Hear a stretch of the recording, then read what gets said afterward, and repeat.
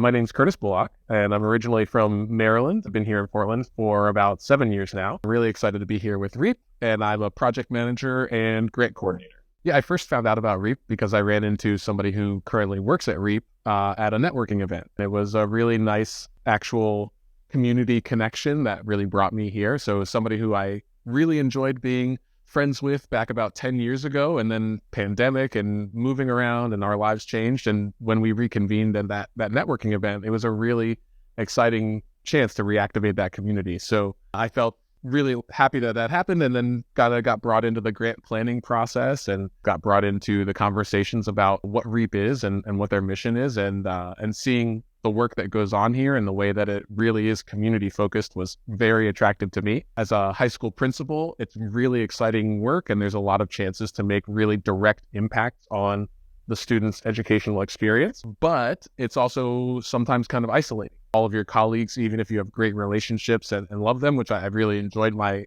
peers, but they're also super busy. So being in a situation where from the beginning of our conversations about this position, that it is about building an engaging community. And it's about building an engaging community all the way across the spectrum of like little tiny kids and what are they having in their Black history education, and middle school and high school kids, helping them think about becoming teachers, and adults and community members, supporting our Black teachers in the Portland area and helping them feel excited and engaged with being ready to teach all of our kids. But we know that the same race match really does matter. So in terms of that achievement and attendance and that feeling about school, that confidence that they can succeed, being a part of that whole continuum of community is really exciting to me.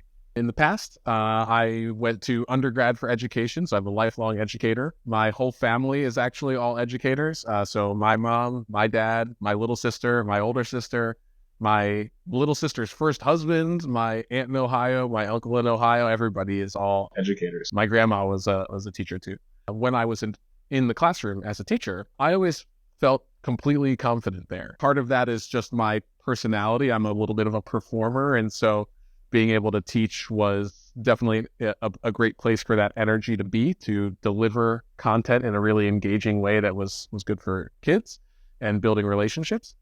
But also, it was a huge advantage to have that network of family behind me. So if anything was going good or bad, there was always somebody there for me to talk to, and somebody that was going to be there to be in here and help me out. And when I did my master's degree in liberal arts, so totally different topic kind of thing, but my doctoral work in educational leadership is very much an extension of my exploration, my understanding of the things that brought me to where I am.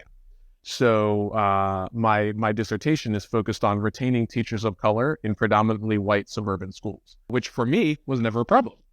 But it was never a problem for a bunch of other reasons that were behind me. The confidence that I had that I could persist and do a good job, and that I was doing a good job, and that I was in the right place. For me, that was very easy because I had that natural background of my family behind me. But for so many of our educators across the country, and also here in Portland, to be an educator of color and not have anybody else to talk to in your immediate relationships of your family like I did, but then also to not have any other or very few teachers of color in their schools, definitely has a big impact on whether or not or how long they're going to stay in teaching. And we know statistically that has an impact on our kids. That's a big part of my background that really inspired me to really connect with what REAP was doing in terms of youth empowerment and multicultural education, multicultural community building, and all these amazing things that REAP does. So as a project manager, there are definitely like actual quantifiable results that I really want to focus on. So there's definitely that as a big piece of it. And then there's also the not so quantifiable, but stuff that we can, as an organization, show that no, there is research behind this, there is evidence behind this, that this really makes a difference. So in terms of the quantifiable pieces, one of the things I'm really excited about is supporting a cohort of youth, mostly recent graduates from high school, or maybe just about to graduate from high school, connecting them with some of our partnering organizations like Cairo's PDX, or Cairo, the Center for African Immigrants and Refugees organization, because they run preschools. And so knowing that a lot of our young folks are kind of scared about college debt, people like Kairos or Cairo, both of those organizations offer great employment with a early childhood education certificate for example. And so if you're really scared about college debt,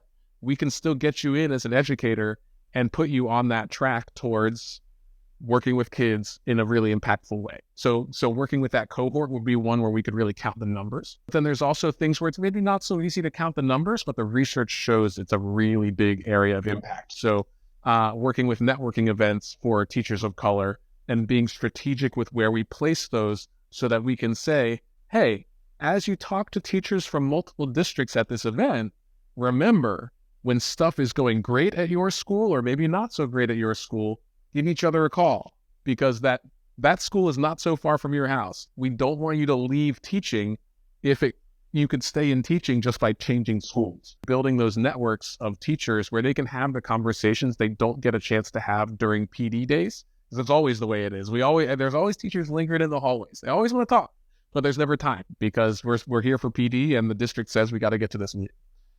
So positioning teachers in places where they can have those kinds of relationships and be that relief, be that phone call to say, oh, I'm so sorry to hear that things aren't going so well for you over there. But like my principal is great. Like you really should come over here. That's one of those things that will keep that teacher in the profession.